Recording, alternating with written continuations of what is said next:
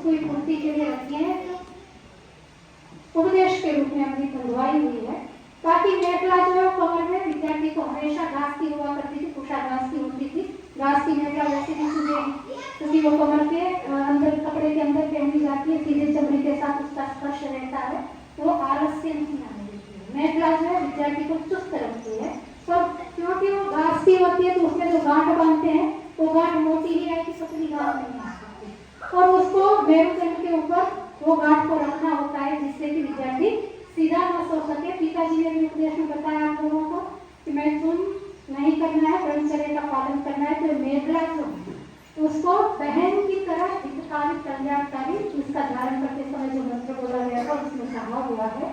तो ये विद्यार्थी की बहन की तरह, जिनसे बहन भाई को गलत रास्ते में नहीं जाने देती, हमेशा हर परिस्थिति में उसका शुभ ही चिंतन करती है, वैसे ही मेखला भी गांठ क्योंकि पीछे रहेगी, सीधा विद्यार्थी सो नहीं सकता, कलम लेकर के ही सोना है, इससे भी ब्रह्मचर्य के पालन में सहयोग मिलता है, इसलिए मेखला धारण भी विद्यार्थियों को अनिवार्य रूप से करना होता था। तो ये मोटी मोटी विद्याएं कुल मिलाकर के यज्ञोपवीत और वेदांत संस्कार का सार रूप में उपदेश ये है कि आज से माता पिता विद्यार्थी को आचार्य के कुल में छोड़ करके जा रहे हैं, तो आचार्य के कुल के जो नीति नियम है उसका पालन आप अपना बच्चा करे, ऐसा उपदेश बच्चे को दिया है।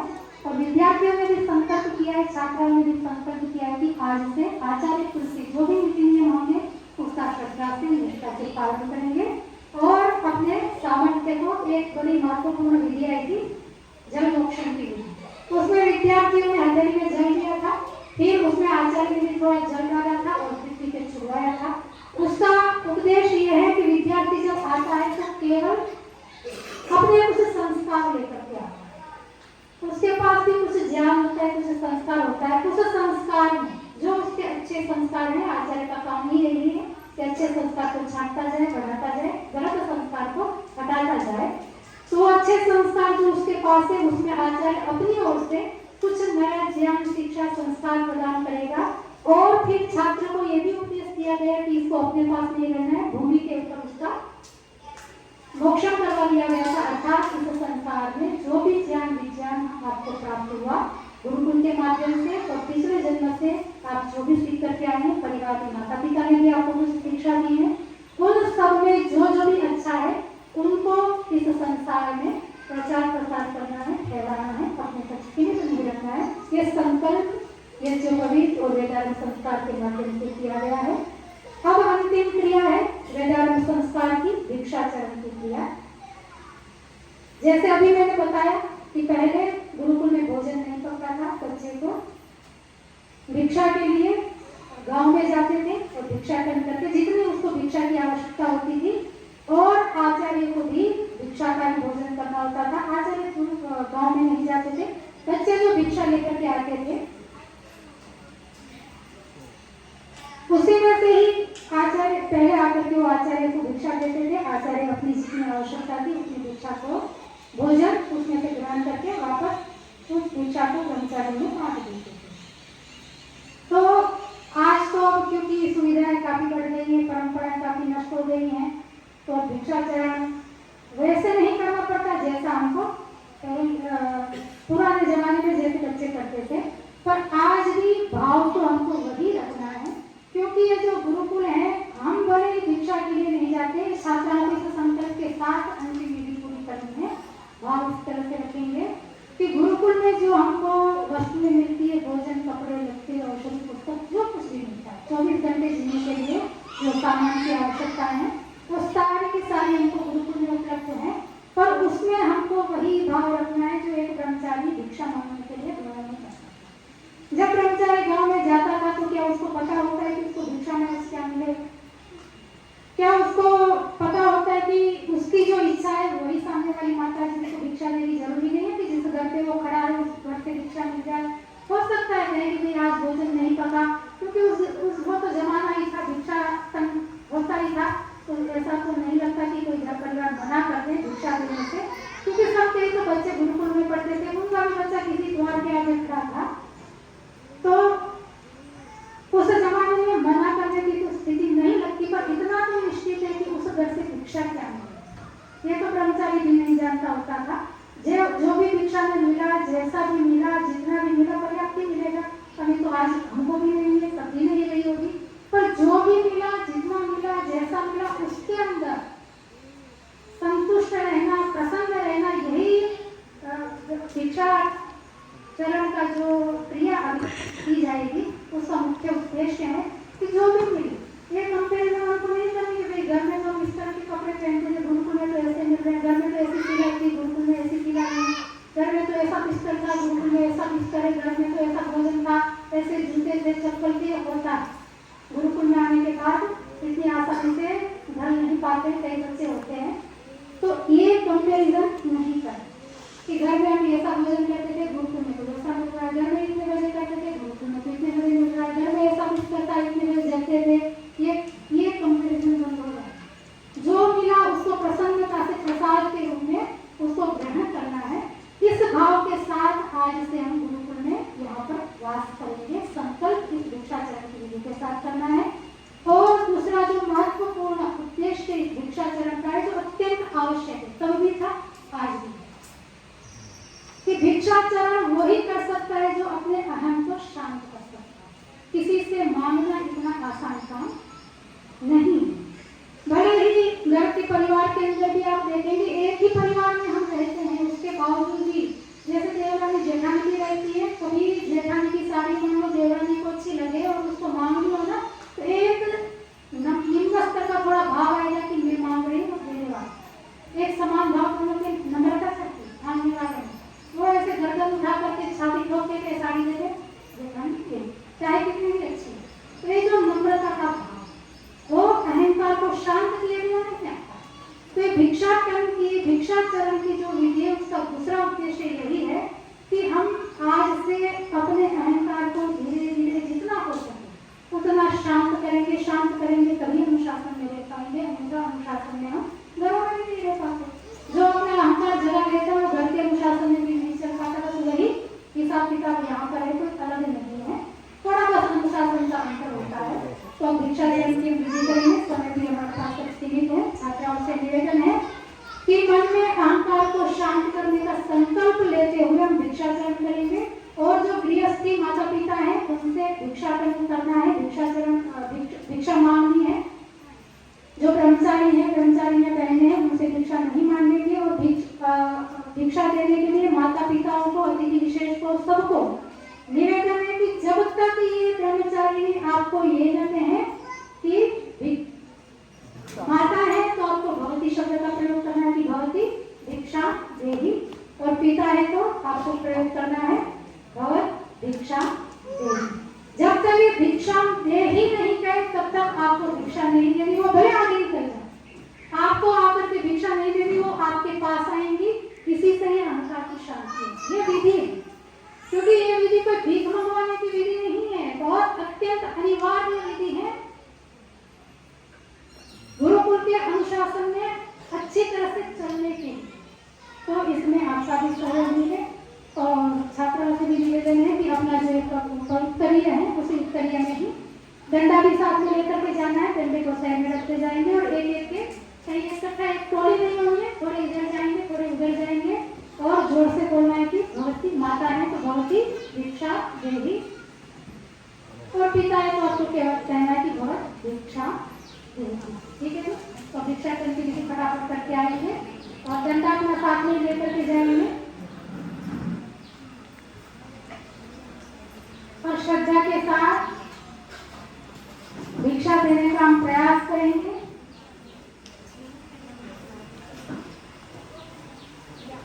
आपके आशीर्वाद भी बच्चों को मिलते रहे। आशीर्वाद के साथ आप भिक्षा देंगे। आपकी आवाज सुनाई पड़नी चाहिए। 5 जने, 5 की आवाज आनी चाहिए। एक व्यक्ति से 2 बार भिक्षा नहीं लोगे, ध्यान रखोगे, क्योंकि आपको तो पहचान नहीं पाएंगे, सब सफेद कपड़े में हो। प्रेम व्यक्ति के पास एक बार ही जाएंगे आप लोग।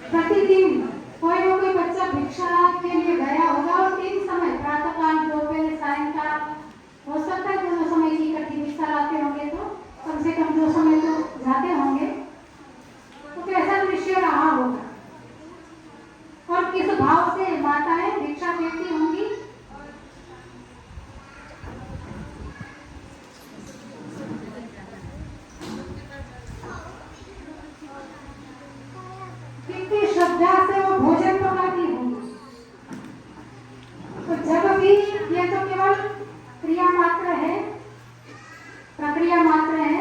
बाद में भी जब भी आप सहयोग करते हो हमारे लिए भिक्षा के रूप में ही होता है। तो वो श्रद्धा उस जमाने में जो माताओं की पिताओं की होगी, उसी श्रद्धा के साथ जहाँ कहीं भी हम गुरुकुल में ब्रह्मचारियों के लिए दान पुण्य करते हैं, तो पवित्र भाव के साथ हम दान पुण्य करें। ये भिक्षा है ऐसा समझ करके हमें दान पुण्य करना है।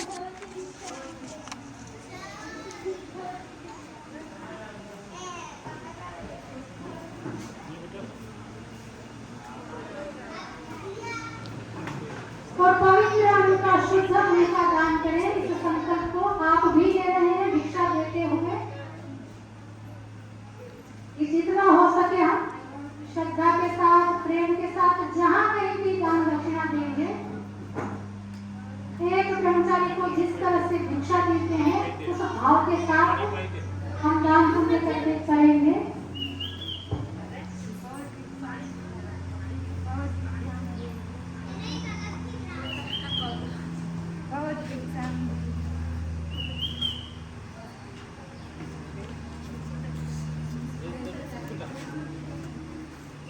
भगवत दीक्षां देवी।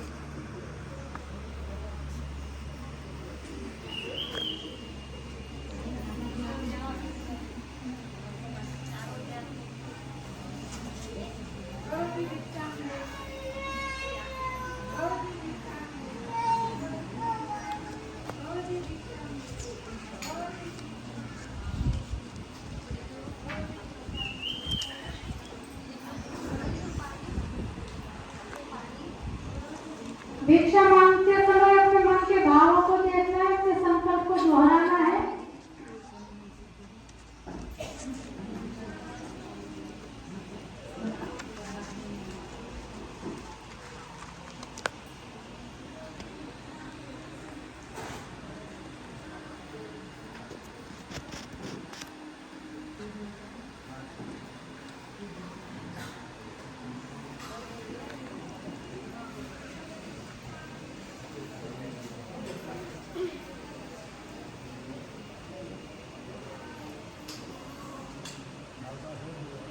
बड़ी सिद्धता करेंगे भिक्षा में।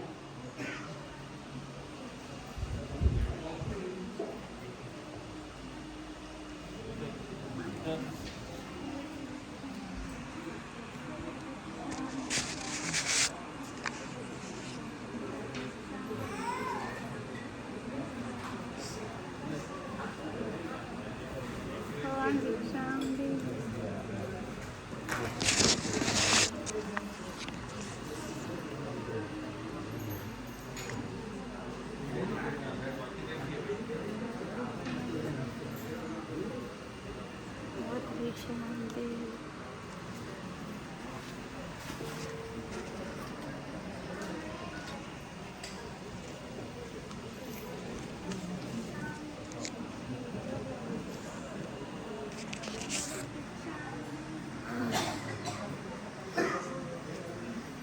भगवत दीक्षां देहि।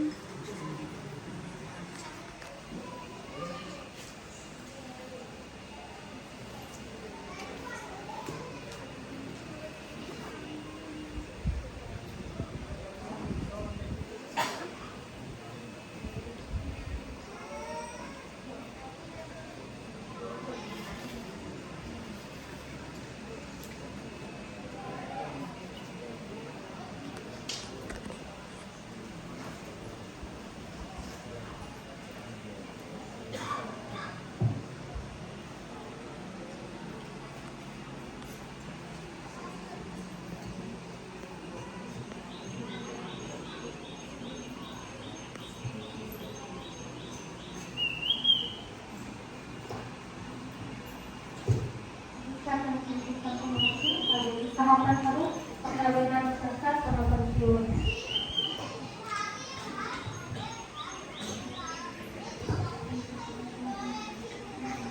अग्नि प्रतिपत्ति।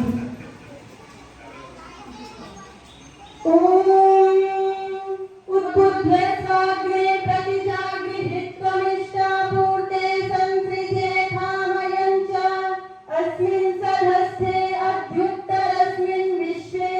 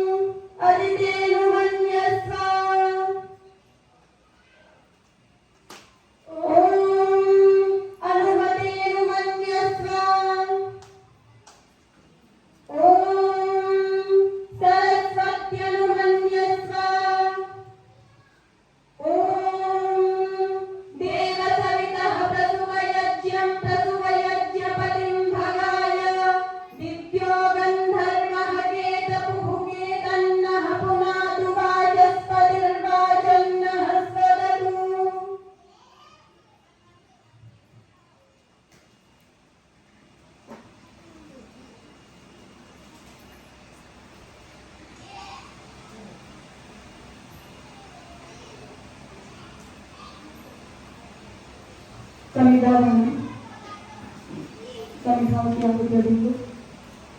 ओम अग्नये समिधामाहर्षं बृहते जातवेदसे यथा त्वमग्ने समिधा समिध्यते एवमहमायुषा मे दया वर्चसा प्रजया पशुभिर्ब्रह्मवर्चसेन समिद्धे जीवपुत्रो ममाचार्यो मेधाव्यहमसानि अनियाकरिष्णो यशस्वी तेजस्वी ब्रह्मवर्चस्यन्नादो भूयादं स्वाहा। पुनः ओम अग्नये समिधमाहर्षं बृहते जातवेदसे यथा त्वमग्ने समिधा समिध्यते एवमहमायुषा मे दया वर्चसा प्रजया पशुभिर्ब्रह्मवर्चसेन समिद्धे जीवपुत्रो ममाचार्यो मेधाव्यहमसानि अनिराकरिष्णो यशस्वी तेजस्वी ब्रह्मवर्चस्यन्नादो भूयादं स्वाहा। पुनः ओम अग्नये समिधमाहर्षं बृहते जातवेदसे यथा त्वमग्ने समिधा समिध्यते एवमहमायुषा मे दया वर्चसा प्रजया पशुभिर्ब्रह्मवर्चसेन समिद्धे जीवपुत्रो ममाचार्यो मेधाव्यहमसानि अनिराकरिष्णो यशस्वी तेजस्वी ब्रह्मवर्चस्यन्नादो भूयादं स्वाहा। मुख स्पर्श विधि। अग्नि में हाथ को तपा तपा करके पूर्ववत मुख स्पर्श करना है। ओम तनोपा अग्नेसि तन्वं मे पाहि ओम आयुर्दा अग्नेस्यायुर्मे देहि ओम वर्चोदा अग्नेसि वर्चो मे देहि ओम अग्नेयन्मे तन्वा ऊनं तन्व आपृणा ओम मेधां मे देवः सविता आदधातु ओम मेधां मे देवी सरस्वती आदधातु ओम मेधां मे वशुनु देवावदत्तां पुष्करस्रजौ। अंग स्पर्श विधि पूर्वक अग्नि में हाथ को तपा करके ओम वाचम आप्यायताम् ओम प्राणश्चम आप्यायताम् ओम चक्षुश्चम आप्यायताम् ओम श्रोत्रञ्चम आप्यायताम् ओम यशोबलञ्चम आप्यायताम् ओम मनश्चम आप्यायताम्। भाग में